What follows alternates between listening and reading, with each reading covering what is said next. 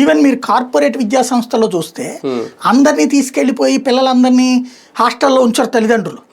Corporate విద్యా సంస్థల్లో 10% 20% మంది పిల్లలు హాస్టల్లో ఉంటే, అంటే నేననే చైతన్య నారాయణ కాదు, స్కూల్స్లో అబ్జర్వ్ చేస్తే మనం మిగతా వాళ్ళందరూ కూడా ఆ విద్యా సంస్థ చుట్టుపక్కల ఇల్లు అద్దెకి తీసుకుంటామో కొనుక్కోవడమో చేసుకుని ఉంటారు పిల్లలు. బడా బడా విద్యా సంస్థలు, corporate education, school education systems. ఇక్కడైనా అట్లాగే ఉంటుంది.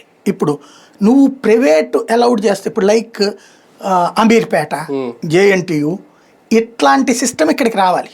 అప్పుడు ఫ్లోటింగ్ ఉంటుంది. మీకు అవనిగడ్డ, విజయవాడ చూడండి, నక్కల్ రోడ్ అంటే ఇదివరకు హాస్పిటల్స్, హాస్పిటల్లో పేషెంట్స్ వాళ్ళ బంధువులు వాళ్ళు ఉండటానికి ఇదే ఉండేది. ఇప్పుడు ఆ శ్రీధర్ ఇన్స్టిట్యూట్స్ అని బ్యాంకింగ్ ఇన్స్టిట్యూట్ వచ్చింది. 10,000 మంది అక్కడ ఉంటున్నారు. 10,000 మంది.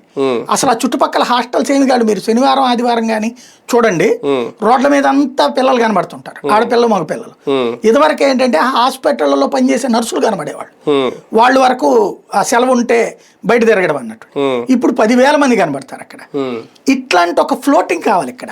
కానీ యూనివర్సిటీలో అట్లా ఫ్లోటింగ్ ఉండదు. యూనివర్సిటీ లోపలే ఉంటది కదా కథ అంతా కూడా.